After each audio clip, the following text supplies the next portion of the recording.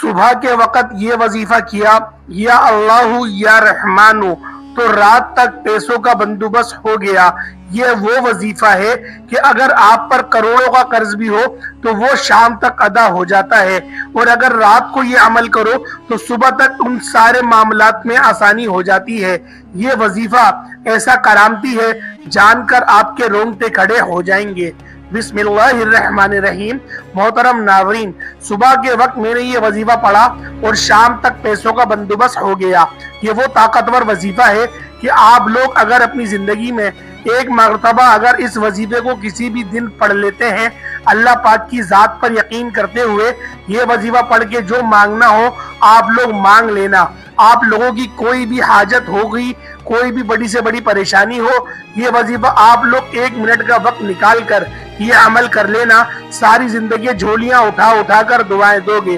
کسی بھی دن کا وظیفہ میرے وہ بھائی، میری وہ بہنیں جو کہ قرضوں میں ڈوب چکی ہیں، جن کا بال بال قرضوں میں جکڑا ہوا ہے، جن کو قرض دار رات دن پریشان کرتے ہیں، غیب سے اتنی دولت ملے گی کہ اسی وقت قرضوں سے آپ کو نجات حاصل ہو جائے گی۔ اور پوری دنیا میں جب بھی آپ لوگوں کے سامنے یہ ویڈیو آئے، آپ لوگ یہ وظیفہ پڑھ لینا۔ اس وظیفے کو آپ کسی بھی دن پڑھ سکتے ہو، جس دن یہ ویڈیو اپلوڈ ہو رہی ہے اس دن آپ یہ وظیفہ پڑھ لیں۔ چاہے آپ لوگ کتنی بھی بڑی پریشانیوں میں گرفتار ہو، کتنی ہی بڑی پریشانیاں ہوں، بیماریاں ہوں، کوئی بھی ایسا بندہ بھائی بہن ہو جو بھی بے اولاد ہو، کوئی بھی بہن بھائی ایسے ہوں جن کے اپنے بچوں کی شادی کا مسئلہ ہو، گھروں میں لڑائی جھگڑے ہو، فاقے ہو، غریبی ہو، غربت ہو، مفلسی ہو، لاچاری ہو، اس وظیفے کو آپ کو 1 منٹ نکال کے پڑھ لینا ہے۔ غیب سے اتنی دولت ملے گی کہ انشاءاللہ آپ لوگوں کی تمام پریشانیاں فوری طور پر حل ہو جائیں گی۔ یہ وظیفہ کرتے ہی آپ کی تمام پریشانیاں ختم ہو جائیں گی، اور اللہ سے ہر وقت توبہ کرتے رہا کریں اور وہ آپ کی توبہ ضرور قبول کرے گا۔ حضرت یونس علیہ السلام کی عمر 28 سال کی تھی کہ اللہ تعالیٰ نے ان کو منصب نبوت پر سرفراز فرمایا اور اہل نینوہ کی رنج و ہدایت کے لیے مامور کیا۔ یونس علیہ السلام ایک عرصے تک ان کو تبلیغ فرماتے اور توحید کی دعوت دیتے رہے، مگر انہوں نے اعلان حق پر کان نہ دھرے اور نمرود سرکشی کے ساتھ شرک و کفر پر اصرار کرتے رہے، اور گزشتہ نافرمان قوموں کی طرح خدا کے سچے پیغمبر کی دعوت حق کا ٹھکراتے رہے اور مذاق اڑاتے رہے۔ تب مسلسل اور پہمی دشمنی اور مخالفت سے متاثر ہو کر یونس علیہ السلام قوم سے خفا ہو گئے اور ان کو عذاب الہی کی بد دعا کر کے ان کے درمیان سے غضبناک روانہ ہو گئے۔ فرات کے کنارے پہنچے تو ایک کشتی کو مسافروں سے بھرا ہوا تیار پایا۔ حضرت یونس علیہ السلام کشتی میں سوار ہوئے اور کشتی نے لنگر اٹھا دیا۔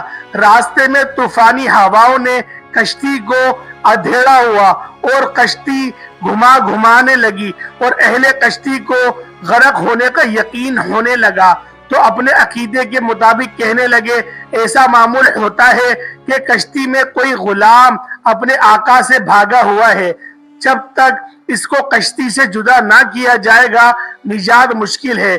یونس علیہ السلام نے سنا، ان کو تنبہ ہوا کہ اللہ تعالیٰ کو میرا نینوا سے وحی کا انتظار کیے بغیر اس طرح چلا آنا پسند نہیں آیا، اور یہ میری آزمائش کے اثرات ہیں۔ یہ سوچ کر انہوں نے اہل کشتی سے فرمایا، وہ غلام میں ہوں جو اپنے آقا سے بھاگا ہوا ہے، مجھ کو کشتی سے باہر پھینک دو۔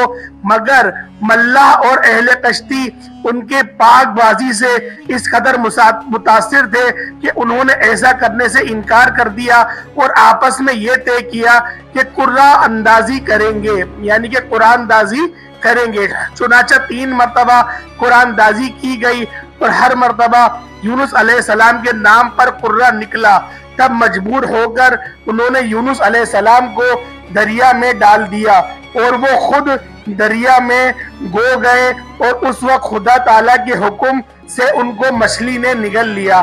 مچھلی کو حکم تھا کہ صرف نگل لینے کی اجازت ہے، یونس تیری غذا نہیں ہے، اس لیے اس کے جسم کو نقصان نہ پہنچے۔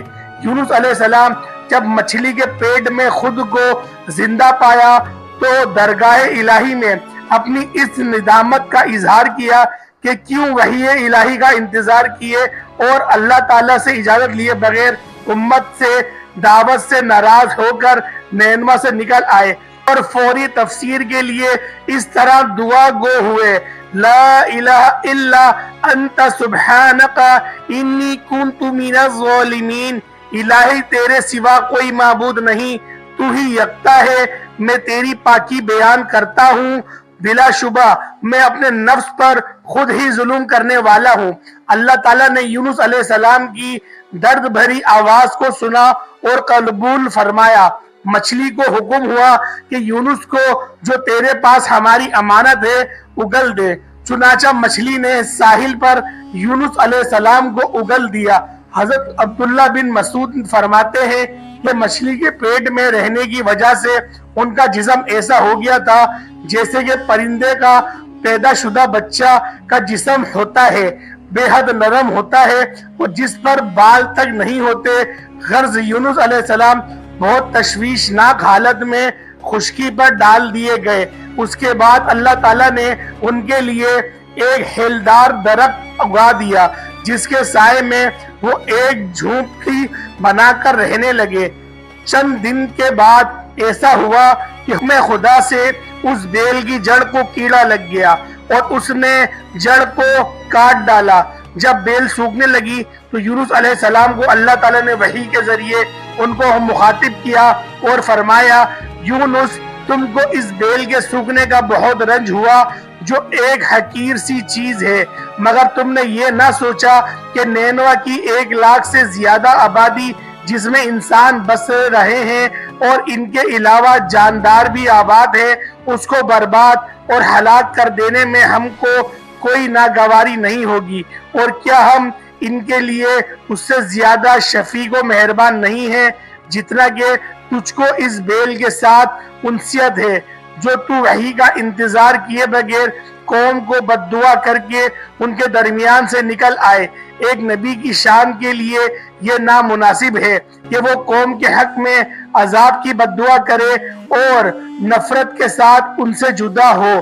میں نے ایسی جلد بازی کا اختیار کیے بغیر وحی کا بھی انتظام باقی نہ رہے۔ ہوا یہ کہ ادھر یونس علیہ السلام بد دعا کر کے اہل نینوا سے جدا ہوئے اور ادھر انہوں نے بد دعا کے کچھ آثار محسوس ہوئے۔ نیز یونس علیہ السلام کے بستی چھوڑ دینے پر ان کو یقین ہو گیا کہ وہ ضرور خدا کے سچے پیغمبر تھے اور اب ہلاکت یقینی ہے۔ تبھی تو یونس علیہ السلام ہم سے جدا ہو گئے۔ یہ سوچ کر فوری بادشاہ سے لے کر رعایا تک سب کے دل خوف و دہشت سے کانپ اٹھے اور یونس علیہ السلام کو تلاش کرنے لگے کہ ان کے ہاتھ پر اسلام کی بیعت کرے، اور ساتھ ہی سب خدا تعالیٰ کی بارگاہ میں توبہ استغفار کرنے لگے اور ہر قسم سے گناہوں سے کنارہ کشی ہو کر آبادی سے باہر میدان میں نکل آئے، حتیٰ کہ جو پاؤں کو بھی ساتھ لے آئے اور بچوں کو ماؤں سے جدا کر دیا، اور اس طرح نینوا اللہ سے کٹ کر درگاہ الہی میں اور آہوزاری کرتے ہوئے منتفقہ آواز سے یہ قرار کرتے ہوئے کہ پروردگار، یونس جو پیغام ہمارے پاس لے کر آئے تھے ہم اس کی تصدیق کرتے اور اس پر ایمان لاتے ہیں۔ آخرکار اللہ تعالیٰ نے ان کی توبہ کو قبول فرمایا، ان کو دولت ایمان سے نوازا اور ان کو عذاب سے محفوظ کر دیا۔ جس طرح اللہ تعالیٰ نے اس قوم کی گناہ بخش دیے، ان کو ہدایت والا راستہ دکھایا، اسی طرح اللہ تعالیٰ ہمارے بھی گناہ بخش دے گا۔ اور اپنے رب سے دعا کرتے رہا کریں، بے شک وہ بخشنے والا مہربان ہے۔ انشاءاللہ وہ آپ کی توبہ ضرور قبول کرے گا اور آپ کے تمام مسائل اور تمام پریشانیاں حل کر دے گا اور آپ کے لیے اپنے خزانے کے دروازے کھول دے گا اور آپ کو بے انتہا رزق دے گا، اتنا رزق دے گا کہ آپ کو سمجھ نہیں آئے گا کہ کہاں سے آ رہا ہے۔ بس اپنے رب سے توبہ کرتے رہا کریں اور اس دعا سے کرتے رہیں، انشاءاللہ وہ آپ کی ضرور سنے گا، کیونکہ آج کے دور میں اگر انسان کے پاس سب سے جو اہم چیز ہے وہ پیسہ ہے पैसा अगर ना हो तो तमाम परेशानियां इंसान को देखनी पड़ती हैं। तो आप लोग ये वजीफा पैसों को फौरी हासिल करने के लिए किसी भी दिन किसी भी वक्त ये वजीफा पढ़ लेना। आप लोग चाहे इस दुनिया के किसी कोने में क्यों ना मौजूद हो, चाहे आप लोग पाकिस्तान में हो, इंडिया में हो, बांग्लादेश में हो, नेपाल में हो, अफगानिस्तान, सऊदीया, मलेशिया, जहां कहीं पूरी दुनिया के जिस कोने में, जिस गांव में, जिस गली, जिस शहर में आप लोग मौजूद हैं, यही से ही आपके सामने ये वीडियो आए, वीडियो देखते देखते आप लोग कोशिश करना इस दिन ये वजीफा 1 मिनट निकाल के पढ़ लेना। ये वजीफा इतना आसान है कि कोई छोटा बच्चा भी बड़े सुकून से, आराम से ये वजीफा पढ़ लेगा। सिर्फ इस वजीफे को पढ़ने की कोई पाबंदी नहीं है, ना ही इनकी पाबंदी है कि आपको ये अमल किस दिन ही करना है। एक मर्तबा आप लोगों को मैं वजीफा बता देता हूँ, आप लोग जैसा कि मैं आपको बताऊं किसी भी दिन आप लोग कर सकते हैं और जहां आपका दिल करे आप वहां कर सकते हैं, मसरूफ अमल होते हुए। बाज लोग अगर घर में करना चाहे तो घर में कर ले, बाज लोग अगर मस्जिद में करना चाहे तो मस्जिद में भी कर सकते हैं। लेकिन इस काम को यानी कि इस वजीफे को करने का सबसे बेहतरीन और सबसे करामत वक़्त किसी फर्ज नमाज के बाद का है, यानी कि फजर की नमाज, जोहर की, असर की, मगरिब की, इशा की, कोई सी भी नमाज के बाद फौरी तौर पर इस अमल को कर ले। यानी कि जब आपने फर्ज नमाज पढ़ ली उसके बाद आप लोग इस अमल को, इस वजीफे को पढ़ सकते हैं। सबसे पहले आऊज़ु बिल्लाहि मिनश शैतानिर रजीम बिस्मिल्लाहिर रहमानिर रहीम, यानी कि ताऊज़ और तस्मीहा आप लोगों ने पढ़ लेना है। उसके बाद नबी पाक सल्लल्लाहु ताला अलैहि वसल्लम की ज़ात पाक पे दुरूद इब्राहिमी कम अज कम 3 बार, यानी कि 3 बार पढ़ना है। 3 से कम नहीं पढ़िएगा, 3 से ज्यादा बार, यानी कि 5 बार, 7 बार, 11 बार आप लोग पढ़ सकते हैं। दुरूद पाक जब आप लोग पढ़ लें तो उसके फौरन बाद आप लोगों को ये वजीफा पढ़ लेना है, या अल्लाहु या रहमानू का वजीफा।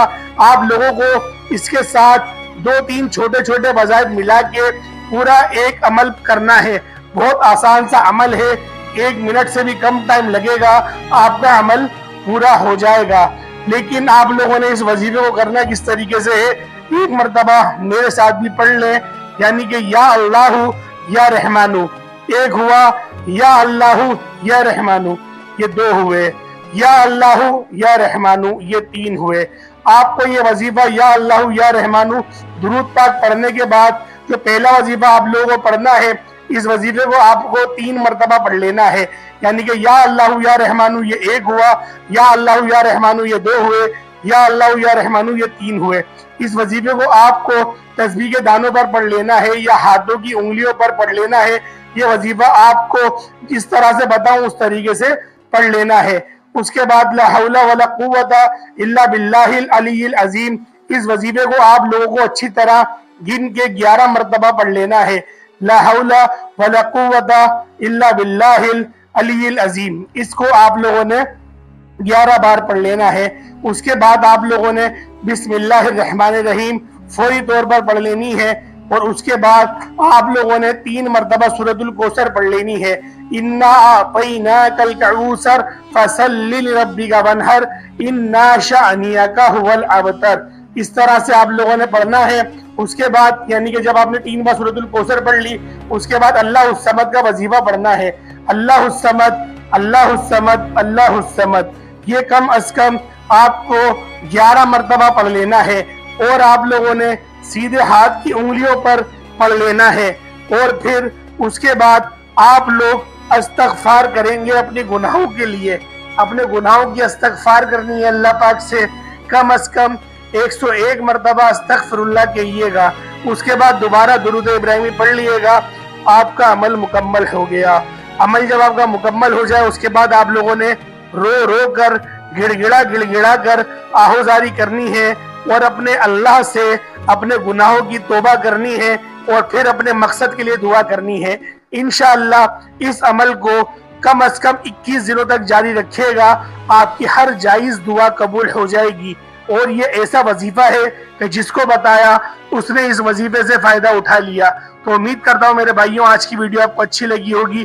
جو لوگ بھی دعا کے لیے کہتے ہیں اللہ پاک ان سب کی ہر پریشانیوں کو دور کرے، اللہ پاک ان سب کو بار بار حج و عمرے کی سعادت نصیب فرمائے، اللہ پاک ان سب کی تمام پریشانیوں کو دور کرے۔ جو کوئی میرا بھائی بہن کہیں پر بھی ہے اس ویڈیو کو دیکھ رہا ہے، اللہ پاک اس کے لیے آسانی فرمائے، اس کے لیے روزی روزگار کو وسیع فرمائے، اس کو عزت سے نوازے، اس کے گھر میں جو بھی پریشانی ہے اس کو دور کرے، اس کے ماں باپ کو صحت و سلامتی والی لمبی زندگی عطا فرمائے۔ السلام علیکم ورحمۃ اللہ وبرکاتہ۔